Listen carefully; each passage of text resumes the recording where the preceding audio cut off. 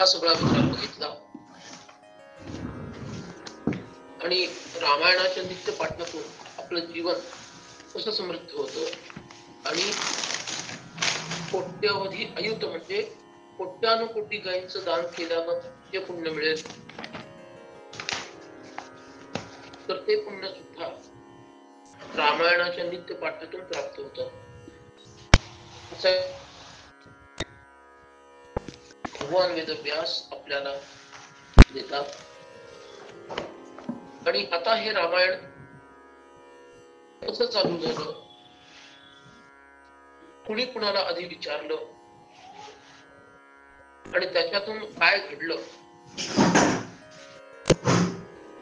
हा सर्व विचार सांगताना पुरागिरी संभूता श्री गंगेयम पुनाति वनत्रय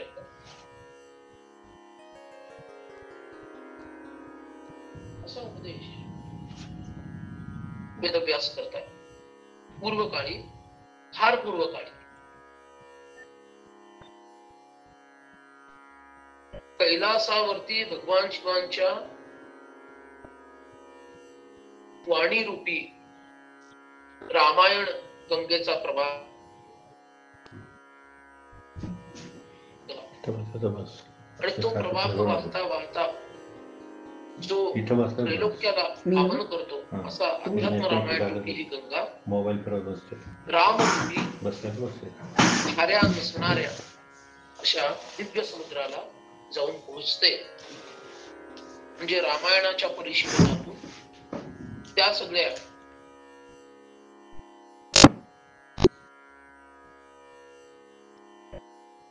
असा विचार सांगितला गेला. आणि रामतत्व इतकं अद्भुत आहे की त्याच्यातून तुमच्या जीवनाची मुक्ती अपेक्षित आहे. आणि मग ती कथा सांगितली. कैलास पर्वतावरती दिव्य अशा रत्नपीठावर बसलेले भगवान शिव आहेत आणि अनेक सिद्धांनी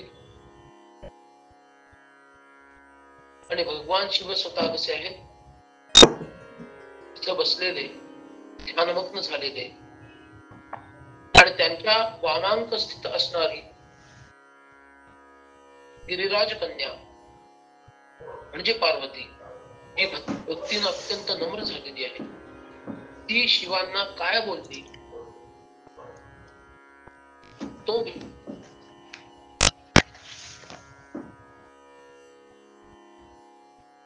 आणि अशा प्रकारे हे रामायण त्याच्यातील हृदय असा विषय म्हणून राम हृदय हे थोडक्यात तत्वरूपानं आपल्याला पाहायचं आहे.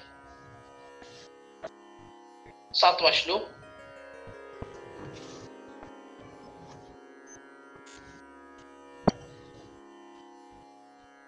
पार्वत्युवाच निवास सर्वात्मदृक्त्वं परमेश्वरोऽसि पृच्छामि तत्त्वं पुरुषोत्तमस्य सनातनं त्वं च सनातनोऽसि. प्राहेदं देवमीशं सकलमलहरं वाक्यं आनन्दकन्दम्.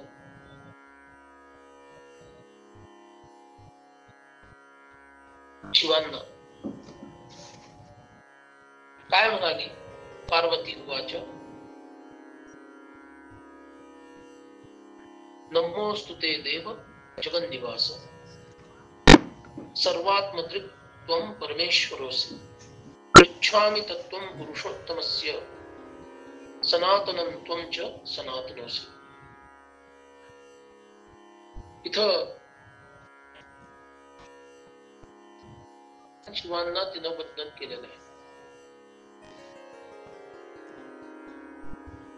ज्या कुणाला तत्व जाणून घ्यायचं असेल, ज्या कुणाला अध्यात्माचं श्रवण करायचं असेल,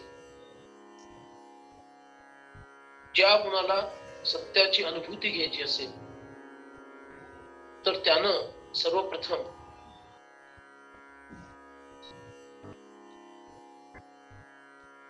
प्रार्थना प्रार्थना करायला हवी असं आमचं शास्त्र सांगतं.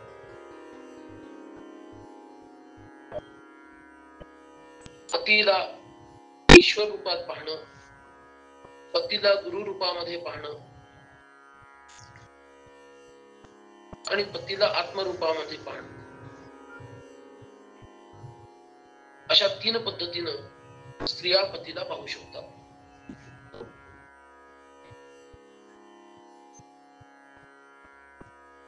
या ठिकाणी जिज्ञासू भावनेनं पार्वती माता समोर प्रकट झालेल्या आणि त्या जिज्ञासू भावनेनं प्रकट झाल्यामुळं आता त्यांनी त्यांना गुरु रूपामध्ये पाहिले. त्यांना सत्य जाणून घ्यायचंय, तत्व जाणून घ्यायचंय आणि त्यामुळं अशा ठिकाणी कारण श्रीमद आदि शंकराचार्य म्हणतात की जगात अन्य कशाही बद्दल तुम्ही अद्वैत भाव ठेवा, पण गुरुच्या बाबतीमध्ये मात्र अद्वैत भाव ठेवू नका. मी कनिष्ठ आहे आणि तो वरिष्ठ आहे, तो श्रेष्ठ आहे, मी कनिष्ठ आहे, असाच भाव तुमचा असला पाहिजे.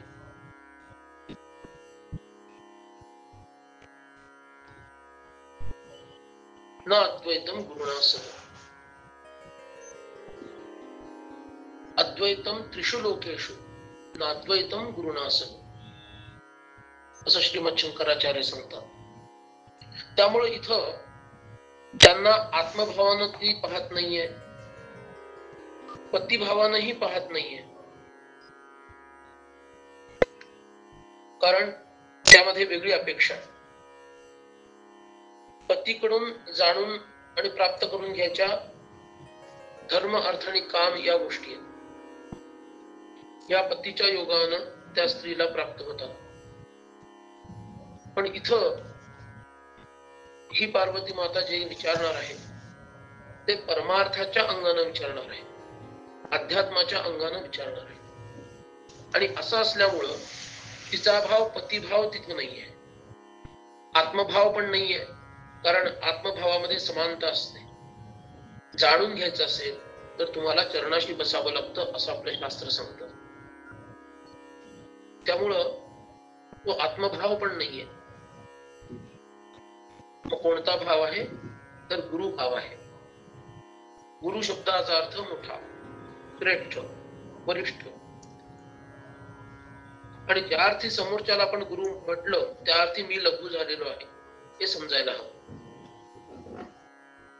त्यामुळं माझा लघुभाव स्वीकारून मी त्याला गुरुभावात पाहणं आणि म्हणून तो गुरुभावात आहे म्हणजे वरिष्ठ आहे, मोठा आहे. गुरु शब्दाचा अर्थच काय? मोठ्यातील मोठा, गौरवात गुरु. जो अधिक मोठा आहे त्याला गुरु असं म्हणायचं. इथं गौरव शब्दाचा अर्थ काय? मोठेपणा, श्रेष्ठपणा. त्यामुळं ही पार्वती माता आपल्या पती असणाऱ्या शिवशंकरांना आता गुरु रूपामध्ये पाहत आहे, सद्गुरु रूपामध्ये पाहत आहे. म्हणून सद्गुरूंना भेटल्यानंतर, पाहिल्यानंतर सर्वप्रथम तुम्ही काय करायला हवं? त्यांना वंदन करायला हवं. त्यांना जर वंदन तुम्ही नाही केलं तर तो काय आहे? मोठा दोष आहे. आणि म्हणून नमोस्तुते देव जगन्निवास, नमः अस्तुते, ते म्हणजे तुम्हाला. तव ते युवयोगो वाम युष्मातम वैश्यष्ट, किंवा चतुर्थीचा इथं प्रयोग आहे. तुम्हाला मी वंदन करते. तुम्ही कसे आहात? देव. देव म्हणजे प्रकाशमान. तुम्ही प्रकाशमान असे आहात, तुम्हाला मी वंदन करते. पण इथं देव शब्दाचा अर्थ महादेव असा केलेला जास्त योग्य आहे. कारण शिव हे काय आहे? शिवांचं एक नाव आहे महादेव. त्यामुळे नमोस्तुते महादेव जगन्निवास असा भावार्थ घेतला तर ते जास्त योग्य होईल. जगन्निवास म्हणजे काय? जगाच्या प्रत्येक कणामध्ये ज्याचा निवास आहे,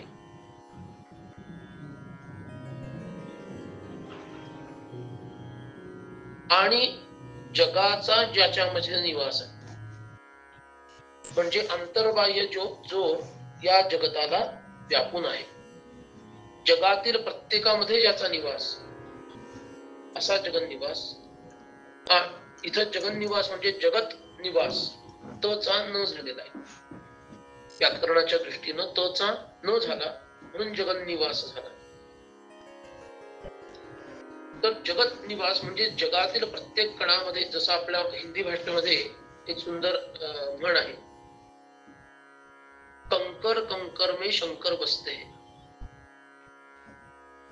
यहाँ पर कंकर कंकर में, भारतामध्ये कंकर कंकर में शंकर बसते हैं.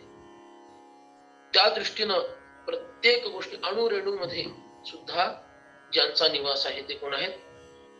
शंकर. आणि अनेक जग म्हणजे ब्रह्मांड ज्यांच्यामध्ये निवासाला आहे, अनेक जगतांना ब्रह्मांडांना ज्यांनी आपल्यामध्ये सामावून घेतलेला आहे. म्हणजे सूक्ष्मामध्येही तो आहे आणि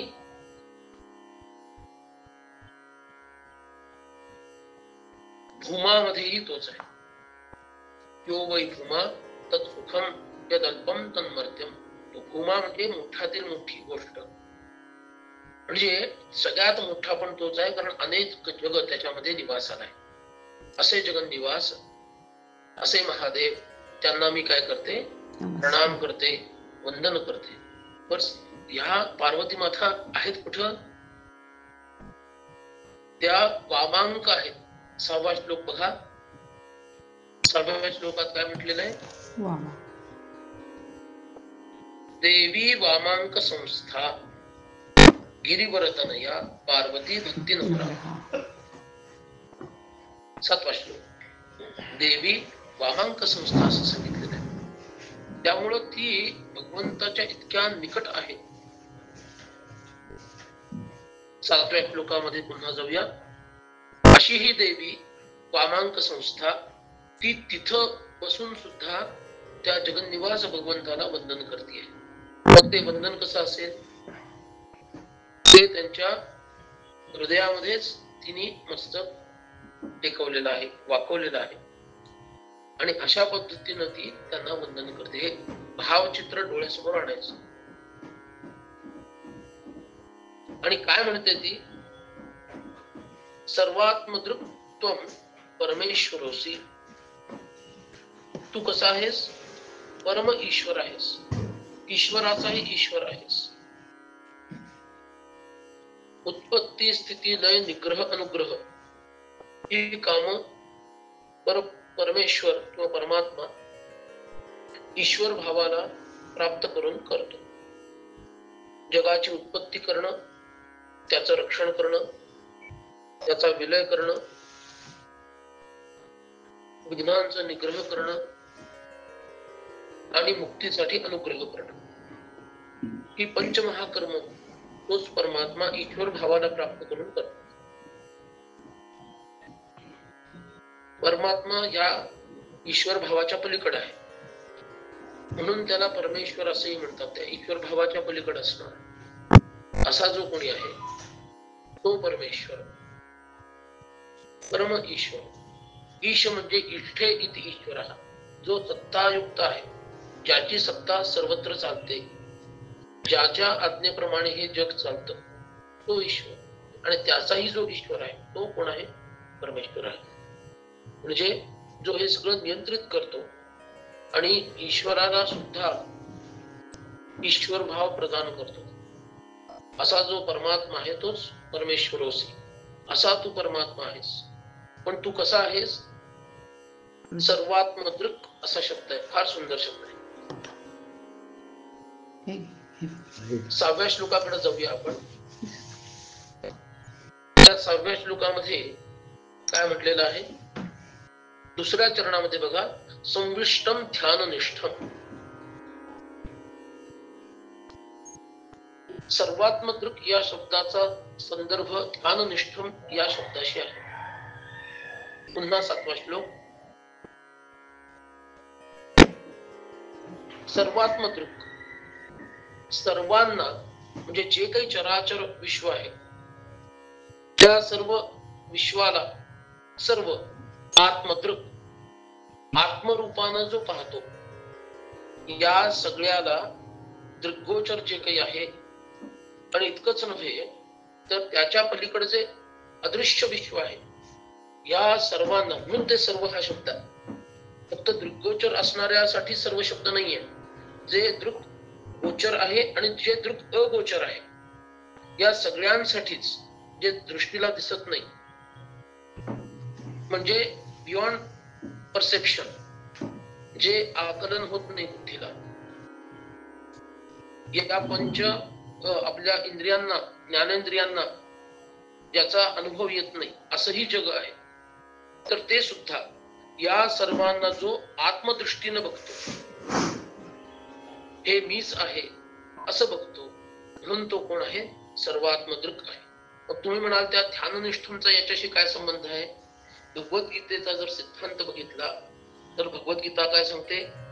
समत्वं योग उच्यते. भगवद्गीता योग कशाला म्हणते? समत्व अवस्थेलाच योग म्हणते. आणि ही सम अवस्था ही शुद्ध सात्विकी अवस्था आहे.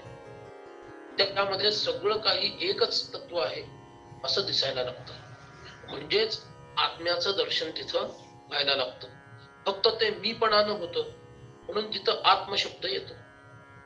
कारण त्याच्यात पण अत्यंत सूक्ष्म असा मीपणा आहे.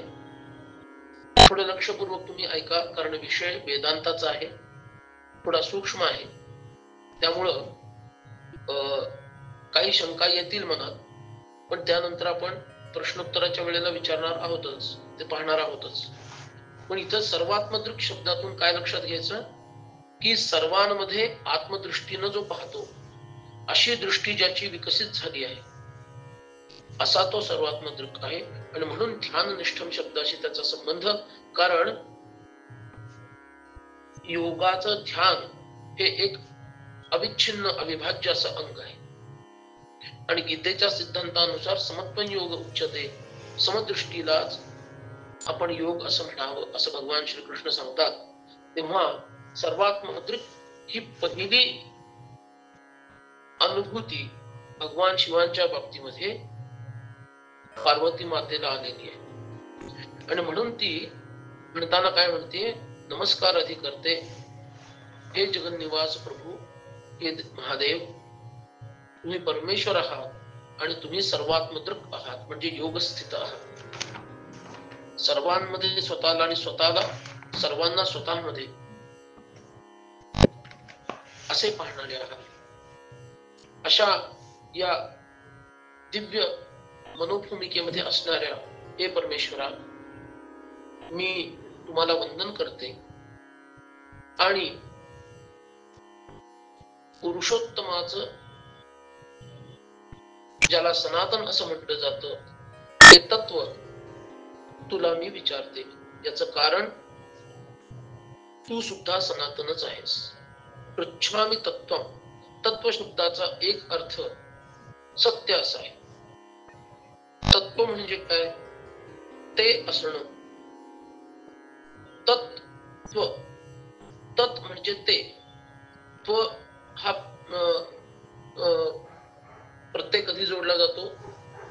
असण्याला जोडला जातो. जसं मातृत्व, पितृत्व, बंधुत्व, भोक्तृत्व, कर्तृत्व असणं, माता असणं मातृत्व, पिता असणं पितृत्व. तसं तत्त्व ते असणं, ते काय आहे? जे खरं आहे त्याचं खरं रूप म्हणजे तत्व.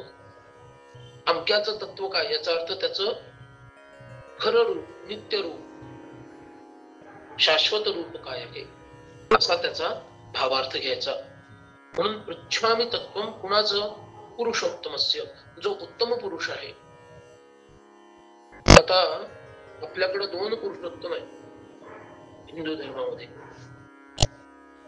अवतार मीमांसा. पहिला आहे मर्यादा पुरुषोत्तम, दुसरा आहे लीला पुरुषोत्तम. ज्या अवतारामध्ये आपल्या पुरुषोत्तमत्वाचं धर्मासहित पालन केलं, म्हणजे मर्यादेसहित पालन केलं. पुरुषोत्तमत्वाचा अर्थ इथं ब्रह्मस्थिती असा आहे. पुरे शेतेच पुरुष हा देहरूपी पुरामध्ये जो निवास करतो किंवा विश्राम घेतो. देहरूपी पुरामध्ये, पुर म्हणजे महानगरी, गाव. त्या देहरूपी पुरामध्ये जो शेते म्हणजे काय विश्रांती घेतो, निवास करतो, तो पुरुष. असा वेदांतिक अर्थ. इथं पुरुष शब्दाचा अर्थ मेल नर असा नाही करायचा. तत्वामध्ये पुरुष शब्दाचा अर्थ काय करायचा, त्या आत्मा या दृष्टीनंच पुरुष शब्द घ्यायचा.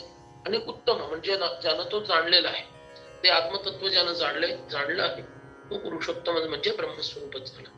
म्हणून पुरुषोत्तम हा शब्द ब्रह्मवाचक आहे, मर्यादा हा शब्द धर्मवाचक आहे. आणि तिकडं लीला पुरुषोत्तमामध्ये पुरुषोत्तम शब्द ब्रह्मवाचक आहे आणि लीला शब्द हा त्याच्या लीलेचा वाचक आहे. म्हणजे ज्यानं लौकिक धर्माचं पालन हे स्वतः सीमित ठेवलं आणि जो परमहंसीय लीला करत राहिला, म्हणून तो लीला पुरुषोत्तम. मग धर्माची स्थापना त्या अवतारात कशी झाली, तर तिथं युधिष्ठिराला धर्माचा प्रतिनिधी बनवलं आणि त्याच्या अंशरूप असणाऱ्या विदुरांना सुद्धा धर्माचा प्रतिनिधी बनवलं आणि त्यांच्या माध्यमातून धर्मस्थापना करवली. म्हणून इकडं लीला पुरुषोत्तम. पण या आधी अवतारामध्ये धर्माचंही पालन स्वतःच करायचं आहे आणि पुरुषोत्तमत्व सुद्धा प्रकट करायचं आहे. म्हणून इथं पार्वती माता मर्यादा पुरुषोत्तमाबद्दल विचारत आहे. म्हणून हे राम हृदय, नाहीतर ते कृष्ण हृदय झालं असत. पृच्छामि तत्वं पुरुषोत्तमस्य. त्या पुरुषोत्तमाचं तत्व काय आहे, त्याचं सत्य काय आहे, नेमकं स्वरूप काय आहे. सत्य याचा अर्थ सत्यम अविनाशी. वेदांत शास्त्र सांगतं स्वरूप लक्षण आणि निमित्त लक्षण असं ब्रह्माची दोन प्रकारची लक्षणं सांगितली जातात. ती आत्ताच लगेच बघण्याची गरज नाहीये. पण इथं तत्व शब्दातून सत्य हा अर्थ जर आपण घेतला तर सत्यम अविनाशी असा त्याचा अर्थ बघावा लागेल. म्हणजे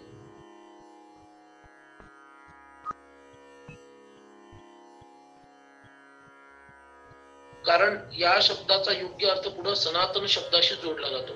कारण सनातन शब्दाचा अर्थ अविनाशी असाच होतो, शाश्वत असा होतो. सनातन शब्दाचा अर्थ काय आहे, शाश्वत, जो कधीही नष्ट होत नाही.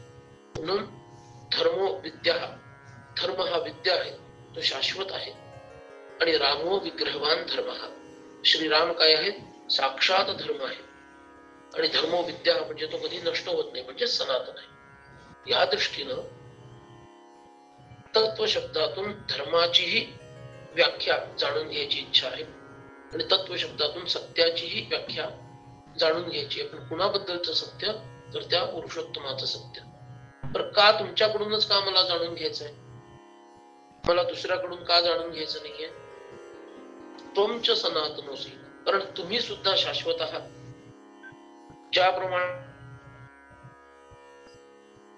त्याप्रमाणे तुम्हीही त्वमच सनातनोसी, तुम्ही सुद्धा सनातनच परमेश्वर. म्हणून तर वरती परमेश्वर म्हटलं तुम्हीही सनातन आहात, तुम्हीही शाश्वत आहात, तुम्हीही अज आहात, तुमचा कधी नाश होत नाही. म्हणून मला ते सत्य जाणून घ्यायची इच्छा आहे. अशा पद्धतीनं या रामायणाची कथा चालू होण्यासाठी अत्यंत भक्तीनं विनम्र झालेली पार्वती माता, तिच्या हृदयामध्ये जागृत झालेली रामप्रभूंच्या बद्दलची जिज्ञासा, ही कारण झालेली आहे. त्यामुळे कोणताही श्रेष्ठ उपदेश हा एखाद्याच्या खऱ्याखुऱ्या जिज्ञासेतूनच जागृत होतो, हे समजून घ्यायचं. अशा प्रकारे विचारणा. का ते जाणून घ्यायचं आहे. गोप्यम यदत्यंतम अनन्यवाच्यम वदन्ति भक्तेषु महानुभावाः तदप्यहोहम तव देव भक्ता प्रियोऽसि मे त्वं वद यत्कृष्टम्.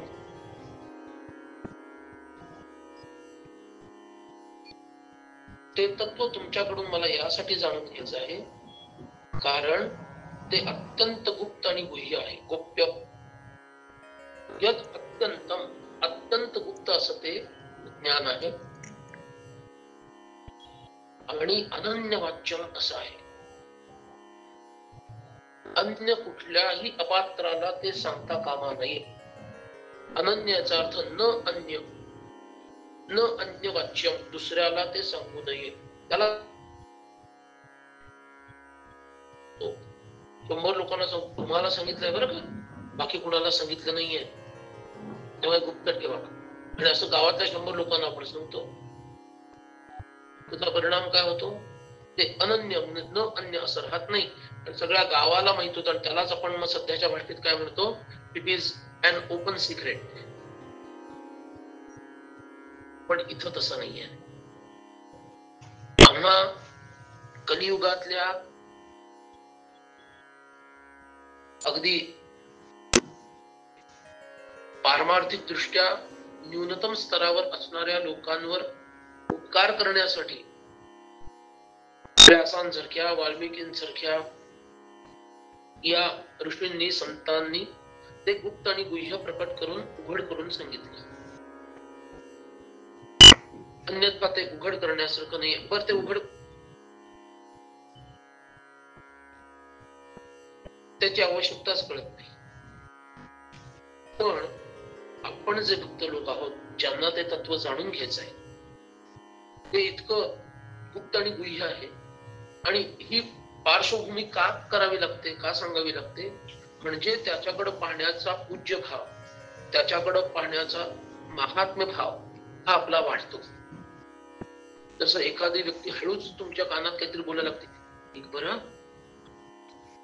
अत्यंत महत्वाची गोष्ट तुला म्हणून मी सांगतो, असं करून सांगितलं की आपले सुद्धा कान टवकारतात आणि बाकी कोणीकडे लक्ष न जाता आपण एकाग्र चित्तानं ऐकायला लागतो. पण ते असतं काहीतरी प्रापंचिकच कारण. पण इथं मात्र अत्यंत गुप्त असं गुह्य असं परम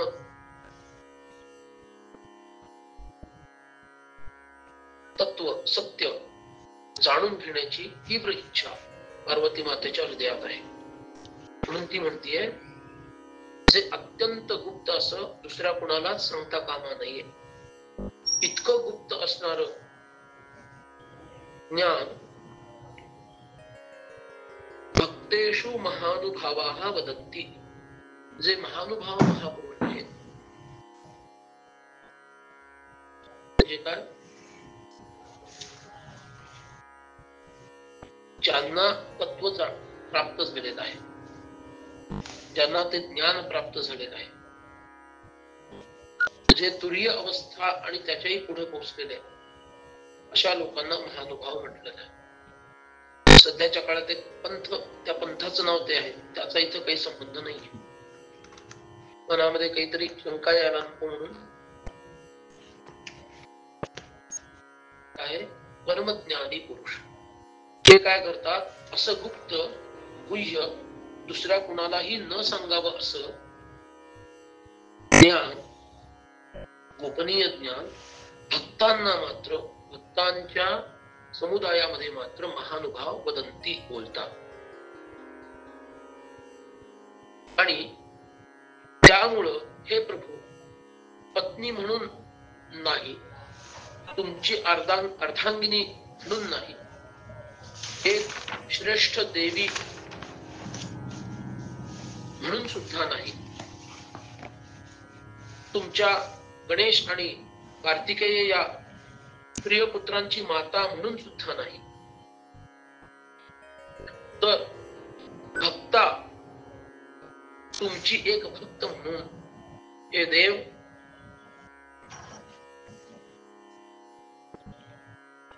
त्वम प्रिया असि मे, आणि आपण मला अत्यंत प्रिय आहात। या दोन कारणामुळे मी आपणास जे तत्व विचारणार आहे ते तत्व आपण मला कृपा करून सांगावं, अशी एक प्रेमळ विनंती भक्तीच्या अंगानं पार्वती माता करते। बघा, म्हणून मी मगाशीच तुम्हाला सांगितलं की तुमची पत्नी आहे, मला हक्क काय जाणून घ्यायचा, तुम्हाला जे माहित आहे ते मला पाहिजे, जे तुमचं आहे ते माझं आहे, मी तुमची अर्धांगिनी आहे म्हणून मला ते हवं आहे, असं एखादी पत्नी तिच्या पतीला संपत्तीच्या बाबतीत म्हणू शकते, सत्तेच्या बाबतीत म्हणू शकते, यज्ञ भागाच्या बाबतीमध्ये, पुण्याच्या बाबतीमध्ये, तिची इच्छा असेल तर पापाच्याही बाबतीमध्ये, पण पापाच्या बाबतीत म्हणेल की नाही सांगू शकत नाही। या सगळ्या बाबतीमध्ये ती म्हणू शकते की जे तुमचं आहे ते माझं आहे, आणि तो तिला धर्मानं दिलेला अधिकार सुद्धा आहे। पण इथं मात्र तसं नाही।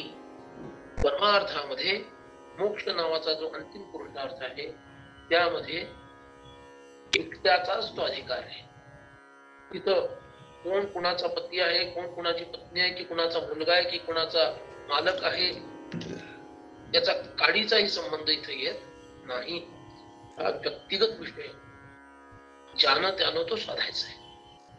म्हणून इथं पार्वती माता, मी तुमची पत्नी आहे, अर्धांगिनी आहे, तुमच्या मुलांची आई आहे, एका अर्थानं मी तुमची स्वामिनी आहे, मी परम आद्य असणारी अशी आदिशक्ती आहे, म्हणून मला तुम्ही हे सगळं सांगा असं म्हणत नाही आहे। काय म्हणत आहे? दोन कारणात ती पुढे करते, यत्तु पृष्ठम, जे मी विचारलेलं आहे, तदपि अहम वद मे वद, मला तुम्ही सांगा। काय सांगा? ते तत्व काय आहे, त्या पुरुषोत्तमाचं तत्व काय आहे ते मला जाणून घ्यायचंय, ते तुम्ही मला सांगा। पण का सांगा? व्हाय एम आय एलिजिबल, ते जाणून घ्यायला मी पात्र का आहे, हे कारण सांगताना ती आपली ओळख काय करून देते?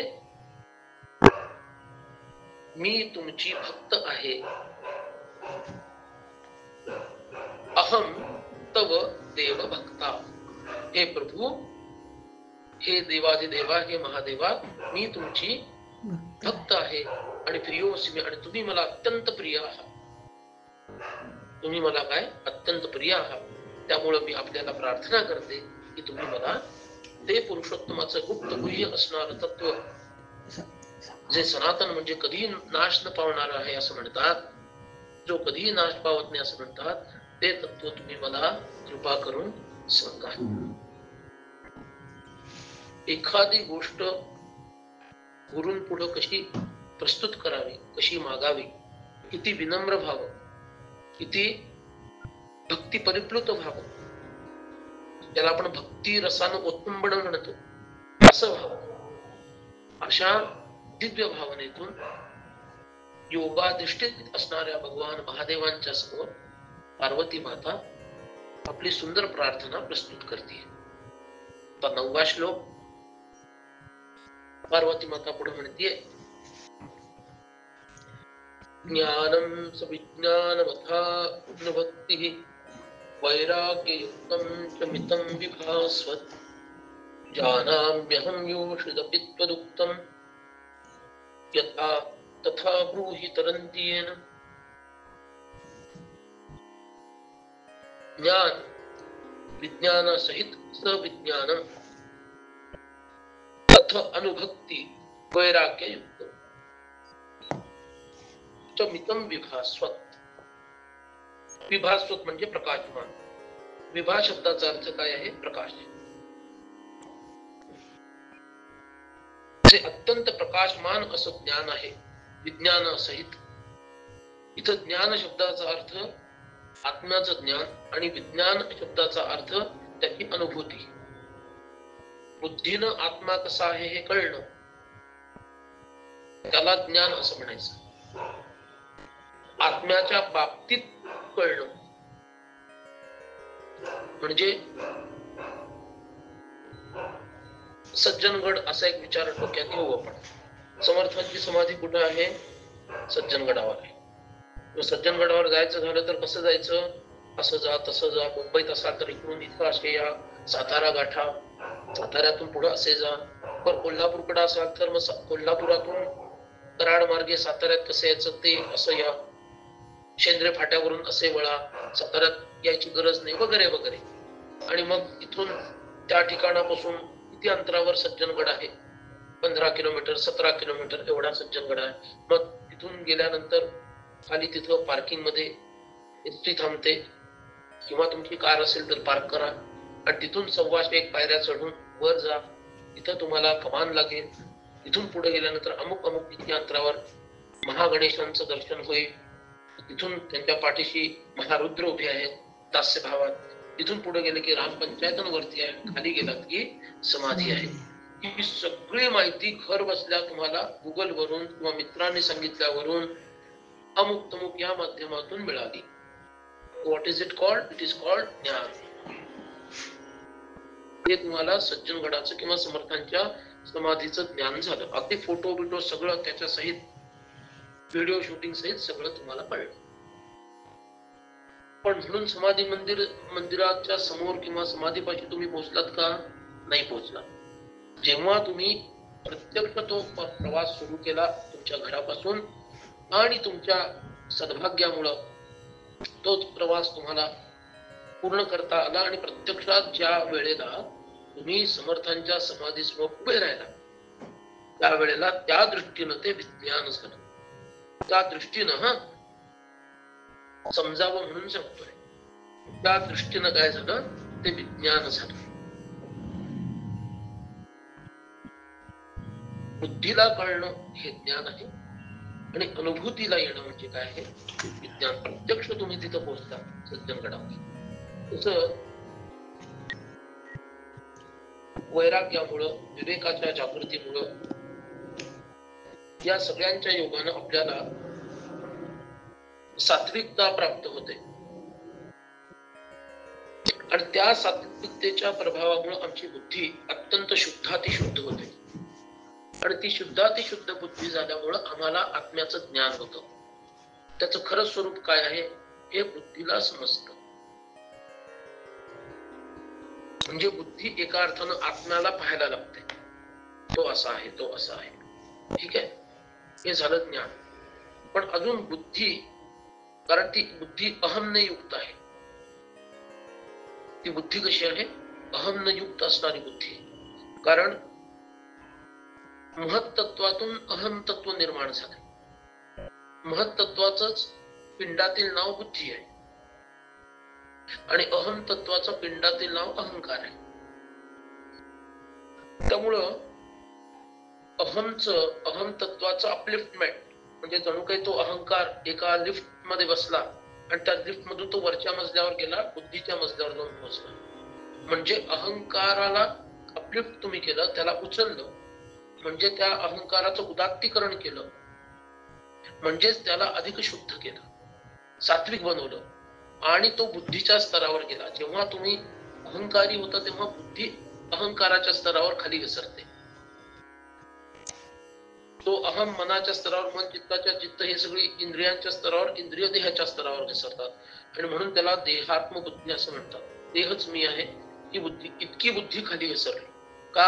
अहंकाराने तिला खाली खेचलं, त्या अहंकाराला मनाने खाली खेचलं, त्याला चित्ताने खाली खेचलं, तिथून तो खाली इंद्रियांच्या स्तरावर आला. म्हणजे हे सगळे लोक इंद्रियांच्या स्तरावर आले, म्हणजे लिफ्ट मधून खाली उतरायला लागले आणि इंद्रियांनी त्याला देहाच्या स्तरावर आणून सोडलं. म्हणून ती काय झाली? देहबुद्धी किंवा देहात्मबुद्धी. मूळ नाव आहे देहात्मबुद्धी, पण आपण देहबुद्धी हा शब्द वापरतो, समर्थांनी पण वापरलाय. देहबुद्धी ते आत्मबुद्धी करावी. सो देहबुद्धी म्हणजेच देहात्मबुद्धी. देहाला आत्म म्हणजे मी मानलं, ही देहबुद्धी, त्याला शास्त्रीय नाव आहे देहात्मबुद्धी. काय झालं? इथं बुद्धीची घसरण देहापर्यंत खाली झाली. ज्ञान अवस्थेत त्यालाच अज्ञान म्हटलं. ज्ञान होतं म्हणजे काय होतं, ही सगळी मंडळी वर सरकतात आणि त्यांचा लय त्याच्यात होत जातो. जणू काही देहाचा लय, जणू काही म्हणजे देहाच्या जाणीवेचा लय असा अर्थ. इंद्रियांमध्ये इंद्रियांचा लय त्याच्या कारक असणाऱ्या चित्त मनामध्ये, त्यांचा लय अहम मध्ये, अहमचा लय बुद्धीमध्ये होतो. म्हणजे काय झालं, दे वर अपलिफ्टेड, त्यांचं उदात्तीकरण झालं, विशुद्धीकरण झालं आणि ते शुद्ध होता होता होता बुद्धीच्या स्तरावर आले. आणि बुद्धी कशी झाली, सात्विकी बुद्धी झाली. त्या सात्विकी बुद्धीला प्रकाश रूपामध्ये ज्याचं दर्शन झालं तो आत्मा दिसायला लागला, त्याला ज्ञान असं म्हटलं. तिथं ते ज्ञान प्राप्त झालं. पण जे प्राप्त करायचा विषय असतो तो अप्राप्त होण्याची भीती असते. जिथं योग आहे तिथं क्षय पण आहे किंवा वियोग पण आहे. त्यामुळे ज्ञान ही अंतिम दशा आमच्या शास्त्रांनी मानली नाही. ती अनुभूतीपर्यंत पोहोचली पाहिजे स्थिती. ही स्थिती अनुभूतीपर्यंत पोहोचावी म्हणून लगेच ज्ञानाच्या पुढं सविज्ञानम असं म्हणलं. म्हणजे अनुभूती तिथं झाली. बुद्धी आहे पण आत्मबुद्धी, देहबुद्धी ते आत्मबुद्धी करावी असं म्हणताना आत्माच मी आहे ही बुद्धी होणं, पण ती शेवटी बुद्धीच आहे. ती टेरेसवर नाही पोहोचली, ती आता सगळ्यात वरच्या मजल्यावर पोहोचली आहे. जी कोणी व्यक्ती त्याच्यात बसली आहे ती सगळ्या वरच्या मजल्यावर पोहोचली आहे, पण टेरेसवर नाही पोहोचली. टेरेसवर नाही पोहोचली म्हणून काय झालं, अजून विज्ञान अवस्था प्राप्त नाही झाली, अजून ती खालीच आहे. त्यामुळं सविज्ञान, विज्ञानासहित म्हणजे प्रत्यक्ष अनुभूती आली. इथे आत्मस्वरूप मीच आहे. म्हणून इथं काय म्हटलं, ज्ञान सविज्ञान अथ अनुभक्ती. पण हे भक्तीशिवाय प्राप्त होत नाही.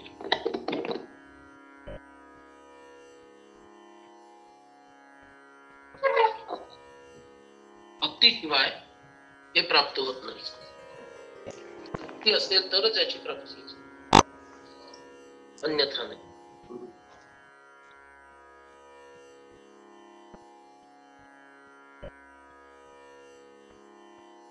त्याच्यातून वैराग्य, वैराग्यातून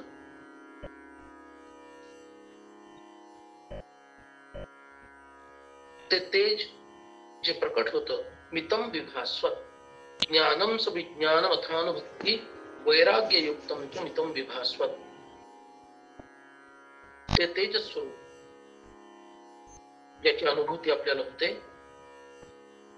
हे मी जाणते. जानामि अहम योषिदपि तदुक्तम. हे पूर्वी तुम्ही सांगितलेलं होतं ते मी जाणते. आणि ते टिप्पणी तिने केलेली आहे, योषित अपि तदुक्तम. स्त्री असून सुद्धा मी हे जाणते. याचा अर्थ काय, याचा अर्थ स्पष्ट आहे की स्त्रियांना सुद्धा तत्व जाणण्याचा पूर्ण अधिकार पुरुषां एवढाच आहे. कारण योषित अपि जानामि तदुक्तम, स्त्री असून सुद्धा मी हे पूर्वी ऐकलेलं आहे ज्ञान आणि विज्ञान याच्या बाबतीमध्ये. कारण ते तुम्हीच मला पूर्वी सांगितलेलं आहे. पण त्याच्यातून मला जे ज्ञान झालेलं आहे त्या विज्ञानापर्यंत नेण्यासाठी तुम्ही त्या पुरुषोत्तमाचं खरं पुरतत्व समजावून सांगा, अशी प्रार्थना इथं पार्वती माता करते. आणि काय म्हणते, यथा जानामि अहम योषिदपि तदुक्तम. तुम्हीच सांगितलेलं ज्याप्रमाणे मी स्त्री असताना मी स्त्री आहे तरी सुद्धा हे जाणते. पण ज्याच्यामुळं जीव तरुण जातो तथा ब्रूहि येन तरंती. तसं तुम्ही मला सांगा की ज्यामुळं आम्ही तरुण जाऊ, ज्यामुळे हा संसार समुद्र तरुण जाऊ. आता इथं एक प्रश्न निर्माण होतो, जी स्वतः माया आहे ती माया पार्वती कशासाठी हे विचारतीये? म्हणजे एका अर्थानं मलाच तरुण कसं जायचं असा प्रश्न आहे ना. स्वतःलाच तरुण कसं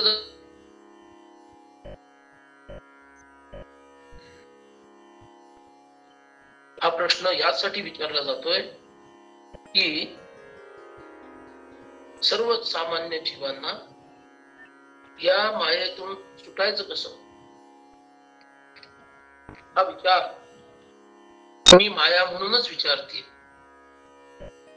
इथं पार्वती मातेचं स्वरूप काय आहे? त्रिगुणात्मिका माया असं नसून इथं तिचं स्वरूप हे आणि विशुद्ध सत्वात्मिका माया ही जीवाला तारून नेते. आणि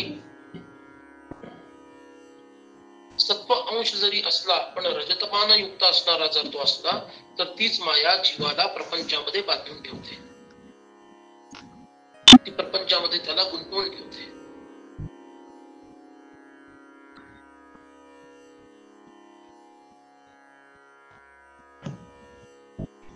कल्पना 2 रुपये त्याची झाली असं म्हटलं. एक विद्या माया आणि दुसरी अविद्या माया. विद्या माया ही तारणारी आहे, अविद्या माया ही गुंतवणारी आहे.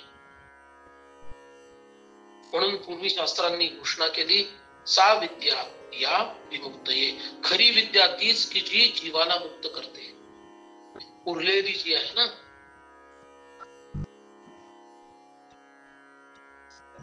भाव ग्रहण करून पार्वती माता आपल्या सगळ्यांचा उद्धार व्हावा या पवित्र हेतून, कारण ती जगाची आई आहे, आईला आपल्या मुलांचा उद्धार कसा होईल अशीच काळजी कायम लागलेली असते. त्यामुळं ज्ञानाच्या बाबतीत सुद्धा ती शिवांपेक्षा कमी नाहीये. पण तरी सुद्धा शिवांपेक्षा मी भिन्न आहे असं भासवून त्यांची मी भक्त आहे, त्यांची मी शिष्य आहे अशी लीला प्रकट करून तुमचा आमचा उद्धार करण्यासाठी ती शिवांना गुरुस्वरूपामध्ये त्यांचं पूजन करून वंदन करून त्यांना प्रार्थना करते की ज्यामुळे आम्ही तरुण जाऊ ते हे प्रभू मला तुम्ही सांगा. आणि सगळ्यात महत्वाची गोष्ट, योषित अपि,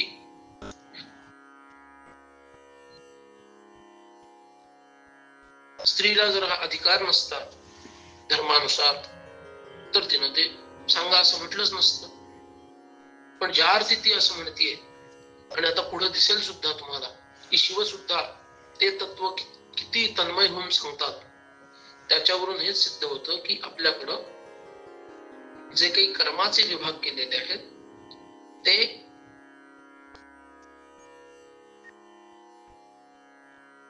भक्तीमध्ये विभाग केलेला नाही, भक्तीचा अधिकार दिलेला आहे. कर्मामध्ये मात्र विभाग सांगितलाय. आणि मी तुमची भक्त आहे, मला हे ज्ञान जाणण्याची इच्छा आहे, तेव्हा मला उपदेश करा, मला सांगा, अशी प्रार्थना अत्यंत विनम्रपणे पण निर्भयपणे पार्वती माता इथं करत आहे.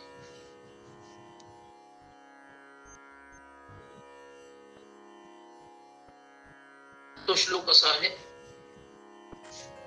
पश्यामि चान्यच्च परम रहस्यम तदेव चाग्रे वद वारिजाक्ष. श्रीरामचंद्रे खिल लोक सारे भक्तिर्दृढा नवोद्भवति प्रसिद्धा.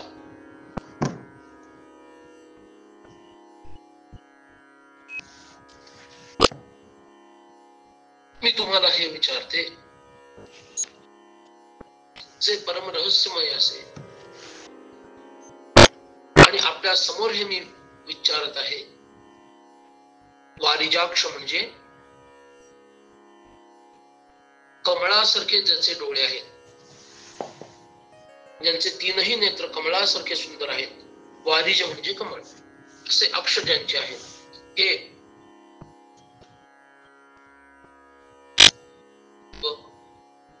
जो अखिल लोकांचं सार आहे, त्या श्री रामचंद्रांच्या बद्दल दृढ भक्ती ज्यामुळे होईल, भगवती होते, ज्यामुळं आपली भक्ती दृढ होते. आणि इथं 9 शब्दाचा अर्थ नाव असा घ्यायला हवा.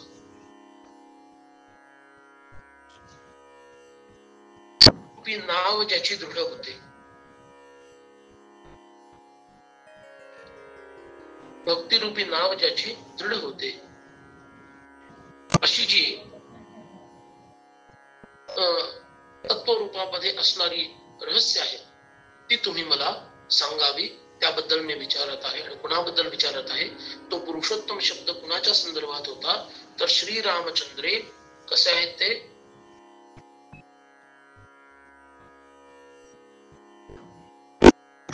कारण का माहितीये का? भगवंतांनी रवी कुलामध्ये जन्म घेतला आणि भगवान सूर्य आणि रामराय यांचं खूप घनिष्ठ नातं, त्यांचे परम भक्त असणारे हनुमान त्यांचंही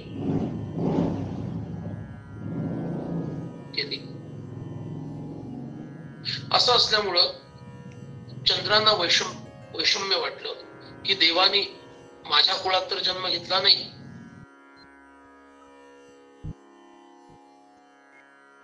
आणि माझं महत्व काही लोकांना वाटत नाही, म्हणून असं एक सांगितलं जातं की ते थोडे खजील झाले, दुःखी झाले.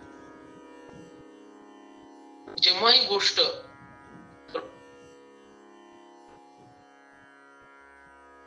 पुढचा माझा अवतार जो होईल ना, तो सोमवंशातच होईल.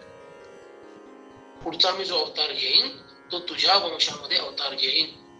म्हणून भगवान श्रीकृष्णांचा अवतार आहे तो सोमवंशातला यदुकुळातील अवतार आहे.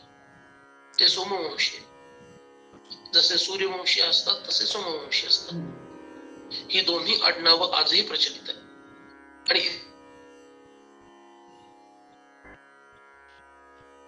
नाही, या अवतारामध्ये माझ्या नावाच्या पुढे तुझं नाव ठेवेल,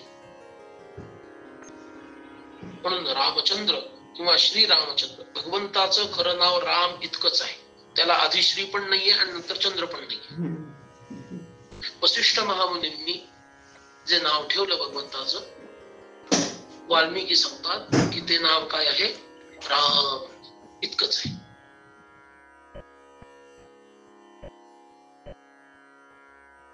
मुखचंद्र इतका सुंदर आहे, आल्हाददायक आहे, तो पाहिल्यानंतरच मन इतकं शांत होऊन जातं, शीतल होऊन जातं.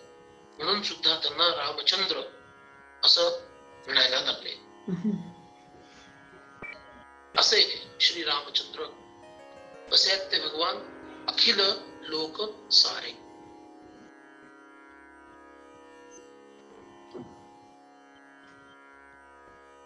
शास्त्रांनी जी सांगितली 14 भुवनांचाही उल्लेख आहे. या सर्व भुवनांचे जे सारभूत आहेत ते कोण आहेत? श्रीराम आहे. सर्व लोकांचं ते सार आहे. म्हणजे त्यांची व्याप्ती नाही असं स्थान नाही, त्यांची व्याप्ती सर्वत्र आहे. ते कुठं नाहीत असं नाही. आणि ते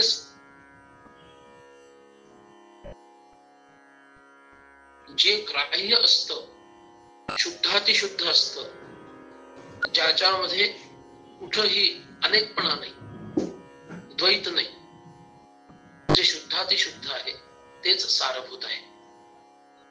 असं जे सार आहे ते कोण आहेत? श्रीराम आहेत. आणि कुठल्या प्रकारे ते सार आहेत?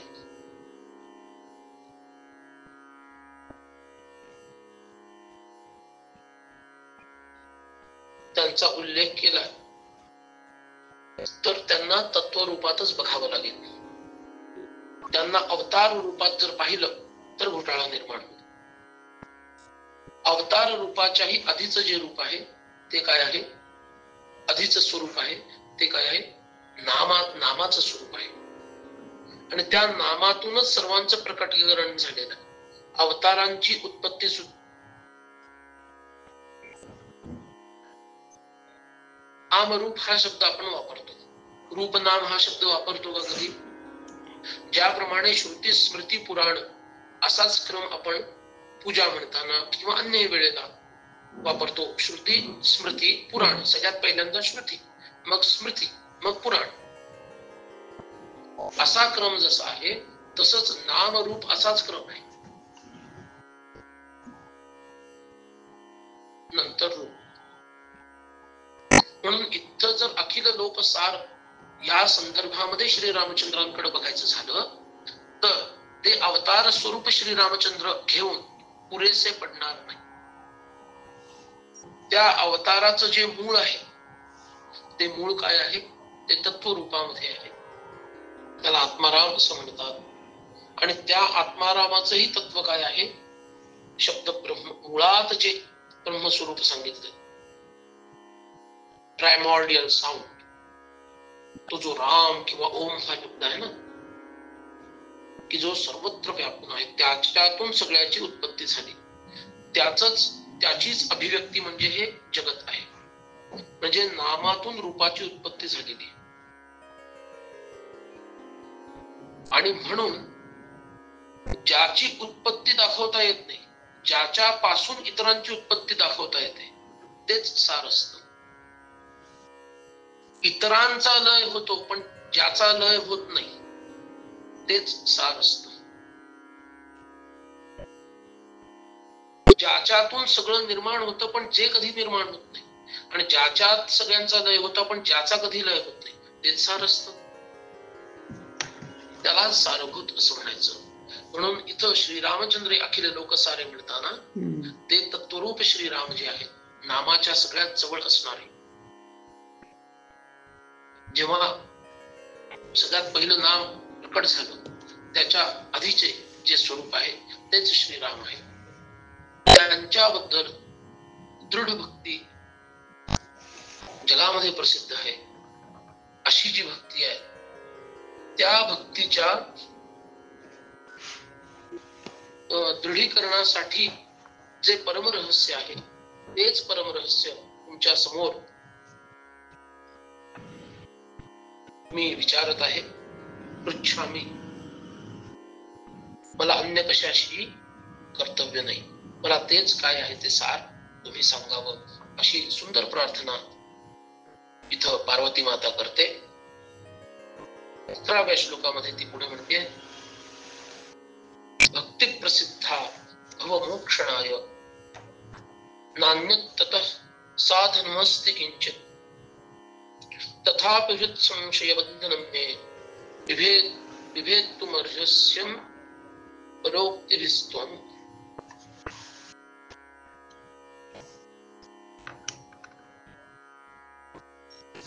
भवमोक्ष करण्यासाठी, भव याचा अर्थ जे उत्पन्न झाले ते, त्या भवाचा मोक्ष करण्यासाठी म्हणजे संसारापासून मुक्त होण्यासाठी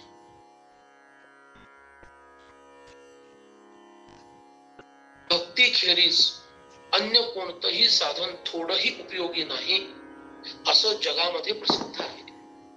भक्ती प्रसिद्धा कशासाठी? भवमोक्षणाय, त्या भवापासून म्हणजे त्या संसारापासून मुक्त होण्यासाठी भक्तीच एकमेव उपाय आहे. ती प्रसिद्ध आहे. न अन्यततः साधनम अस्ति किंचित, दुसरं कोणतंही साधन थोड्याही अंशामध्ये काहीही उपयुक्त नाहीये. भक्ती हेच साधन उपयुक्त आहे. तेव्हा ती भक्ती मला प्राप्त व्हावी, त्याची मला तीव्र इच्छा आहे. ती भक्ती मला कशी साधता येईल हे तुम्ही मला कृपा करून सांगावं. ती भक्ती एकदा साधली की मी सुद्धा भवमुक्त होईल. तथापि हृत् संशयम अप्रमत्ताः तथापि हृत् संशयम संशय बंधनम मे विभेत्तुम अर्हसि. पण माझ्या मनामध्ये त्या दृढ भक्तीला धारण करण्यामध्ये एक संशय बाधा निर्माण करत आहे.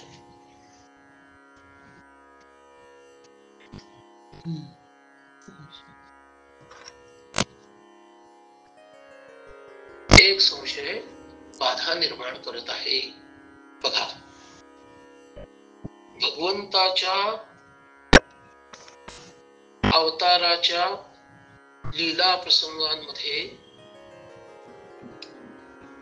पार्वती सारखी पार्वती सुद्धा संशयानं ग्रस्त होऊ शकते.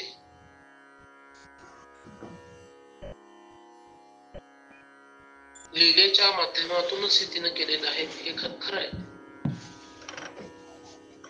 पण तुमच्या आमच्या मनातील संशय दूर करण्यासाठी आणि मुळात महापुरुषांना बोलतं करता आलं पाहिजे. त्यांनी बोलतं केलं की आपलं काम साधलं जातं, आपल्याला खूप छान उपदेश मिळतो, ज्ञान प्राप्त होतं, आपल्या मनातील शंका कुशंका दूर होतात. म्हणून इथं ती म्हणतीये की रामप्रभूंच्या दिव्य भक्ती खेरीज अन्य कोणत्याही भक्तीनं काम साधणार नाहीये, अन्य कोणत्याही उपायानं साधनानं काम साधणार नाहीये. हे जरी सत्य असतं तथापि तरी सुद्धा एकदा तो पण मध्ये आला की सगळं बिघडलं. बघा गणित, तो पण मध्ये येऊ द्यायचा नाही. पण बुद्धिवादी लोकांच्या मनामध्ये कायम संशय येतात, शंका उत्पन्न होतात,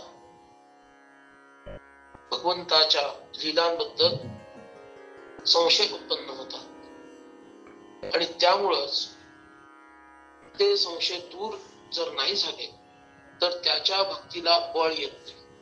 कुठंतरी त्याच्या मनामध्ये असतं की शेवटी ते भगवान आहेत, ते करणार तेच बरोबर आहे, पण मला ते कन्व्हिन्स होत नाहीये ना, मला ते पटत नाहीये. असं कसं काय? भगवंत असताना त्यांनी असं कसं केलं, अमुक कसं केलं, अमुक कसं केलं, वगैरे वगैरे वगैरे. आणि एकदा का शंकेची आणि संशयाची पाल चुकली की मग पुढचं सगळं बिघडून जातं. भगवद्गीता काय सांगते? संशयात्मा विनश्यति. एकदा का संशय निर्माण झाला भक्तीमध्ये की त्याला खाली घसरायला वेळ लागत नाही. म्हणून कुठल्याही आत्मकल्याणेच्छू माणसानं आपला संशय कसा लवकरात लवकर नष्ट होईल याचा प्रयत्न करायला हवा. अध्ययन करावं, चिंतन करावं, त्यानं सुटलं नाही तर जाणकार लोकांना प्रश्न विचारावेत, शंका निरसन करावं, पण संशयग्रस्त राहू नये. कारण संशय ही गोष्ट परमार्थामध्ये अत्यंत घातक आहे. आणि अंततोगत्वा इतके वर्ष केलेली साधना एखाद्या संशयामुळं तुम्हाला नष्ट करू शकते, संपवू शकते. म्हणून तिथं आपले पती ध्यानमग्न आहेत, पण त्यांना ध्यानातून जागा करून त्यांना विचारावं अशी बुद्धी या पार्वती मातेला का झाली? कारण तिला माहित आहे की संशय दीर्घ काळ जर राहिला तर त्याच्यामध्ये आपली हानी आहे. आणि अशा अनेक लोकांबद्दल परमार्थांमध्ये पाहायला मिळतं की वर्षानुवर्ष अनेक संशय मनामध्ये पाळून आहेत, तरी सुद्धा काही ना काही साधना करतात, पण संशय नष्ट करण्यासाठी काही विशेष प्रयत्न केलेले दिसत नाही. ही फार वाईट गोष्ट आहे. संशयासहित केलेलं साधन हे कधीही तुम्हाला फळ देत नाही, पूर्ण रूपानं तर देतच नाही. अगदी सांत्वनपर बोलायचं तर अंश रूपानं देतं असं म्हणूया, पण ते पूर्ण रूपानं देतच नाही. सांगितलंय त्यांनी हे करायला, आपण करायचं, पण काय याच्यात काय किती फायदा आहे काही माहिती नाही बाबा. असं एकदा म्हटलं की गेलं काम होत, नो यूज. त्यामुळं असा विचार मनात आणू नका. संशय असतील तर तत्काळ ते दूर करून घ्या. संशयात्मा विनश्यति. आणि म्हणून त्या रामप्रभूंच्या लीला प्रसंगांना पाहून ऐकून काहीतरी शंका मनात निर्माण झाली आणि ती शंका आता दूर केल्याखेरीज आपल्याला मोक्षणासाठी दुसरा कोणताही उपाय नाही हे त्या पार्वती मातेच्या लक्षात आलं. आणि म्हणून ध्यानमग्न असणाऱ्या आपल्या पतीला एका अर्थानं आपल्या प्रेमळ आर्जवातून विनम्र अशा विनवणीतून जाग करते आणि त्यांना प्रश्न विचारतीये. काय म्हणते? तथापि हृत संशय बंधनम मे विभेदुम अर्हसि अमलोक्तिभिः त्वम्.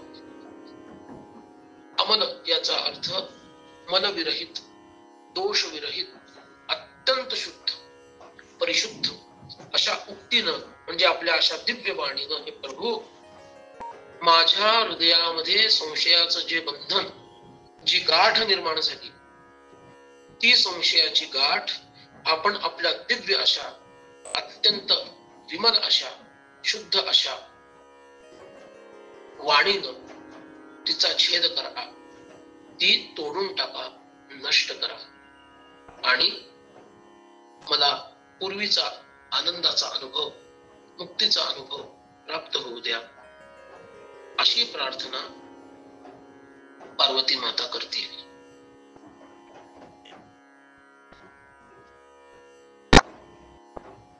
मुळात एक गोष्ट लक्षात घ्यायची, ग्रंथ हा शब्द जो आपण वापरतो त्याचा अर्थ काय आहे? एक सामान्य अर्थ हा झाला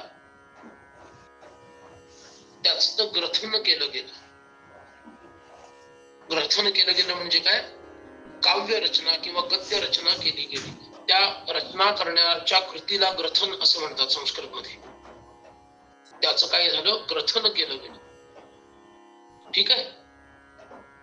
तर हा अगदीच लौकिक अर्थ झाला ग्रंथ शब्दाचा, पण त्याचा मूळ अर्थ, पारमार्थिक अर्थ काय आहे? जो तुमच्या हृदय ग्रंथींचा भेद करतो त्याला ग्रंथ असं म्हणतात. ग्रंथी या शब्दाचा अर्थ झाला गाठी. हृदयामध्ये गाठी असतात. जो त्या हृदयातल्या गाठींचा भेद करतो म्हणजे त्या गाठी सोडवतो, आणि त्यामुळं हृदय याचा अर्थ इथं मन घ्यायचा, हृदय याचा अर्थ अंतःकरण असा घ्यायचा. आणि त्या गाठी कशाच्या असतात? त्या गाठी संशयाच्या असतात, त्या गाठी शंकेच्या असतात, त्या गाठी अज्ञानाच्या असतात, त्या गाठी कामक्रोधाधिक विकारांच्या असतात. आणि ह्या सगळ्यामुळे काय झालेलं असतं? तुमचं मन अगदी गाठींनी भरलेलं असतं. त्या सगळ्या गाठी सोडवल्या जात नाही तर आमचं जीवन असंच रटाळ होऊन जात, दुःखमय होऊन जात. म्हणून इथं तर पार्वती मातेला एक शंका आलेली, पण ती शंका एकदम जोरदार शंका आहे. पक्की शंका. ती काय ते पुढे बघणार आहोत. पण ती शंका इतकी बलवती आहे, ती गाठ इतकी घट्ट आहे की ती गाठ एकतर सोडवायला हवी, नंतर जाळून नष्ट करायला हवी.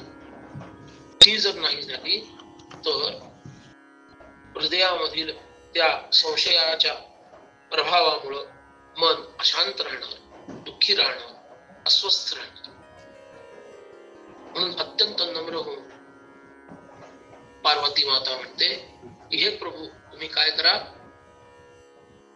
तथापि हृत संशय बंधनम मे, माझ्या हृदयातील संशय रूपी बंधनाचं भेदुम अर्हसि, आपणच त्याचा भेद करण्यास समर्थ आहात. अर्हसि याचा अर्थ योग्य आहात.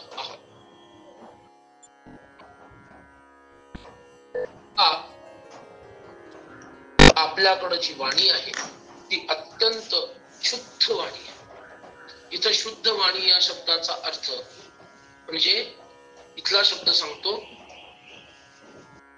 अमलोक्ती, अमल उक्ती. उक्ती म्हणजे बोलणं, म्हणजे वाणी असा घेऊ अर्थ. अमल म्हणजे मलविरहित. तर अमल उक्ती, विद्वान आहात, अनेक शास्त्र तुम्हाला ज्ञात आहेत, नवे नवे सर्व शास्त्रांचे उद्गाते तुम्हीच आहात, तुमच्यापासूनच तर सर्व शास्त्र निर्माण झाली आहेत. एवढाच त्या अमल उक्ती शब्दाचा अर्थ अभिप्रेत नाहीये. अमल उक्ती या शब्दाचा अर्थ जी शुद्धातिशुद्ध वाणी आहे, म्हणजेच कोणती आहे? परावाणी. त्या परावाणीच्या स्तरावर तुम्ही राम नामामध्ये रत असता, म्हणजे तुम्ही परांजपे असता. परावाणीनं जपणारे ते कोण? परांजपे, बरोबर ना? असे तुम्ही असता. अशा परावाणीमध्ये स्थिर असणारे तुम्ही, म्हणून त्या वाणीचा प्रसाद इतका दिव्य असतो, ती अनुभूती इतकी दिव्य असते की त्या वाणीच्या योगानं मला सुद्धा ते दिव्य ज्ञान प्राप्त होईल आणि त्या ज्ञानात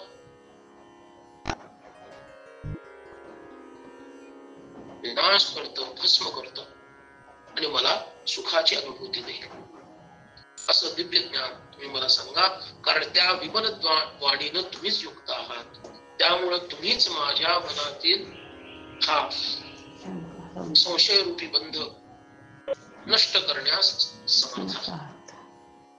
तेव्हा तुम्ही मला उपदेश करा.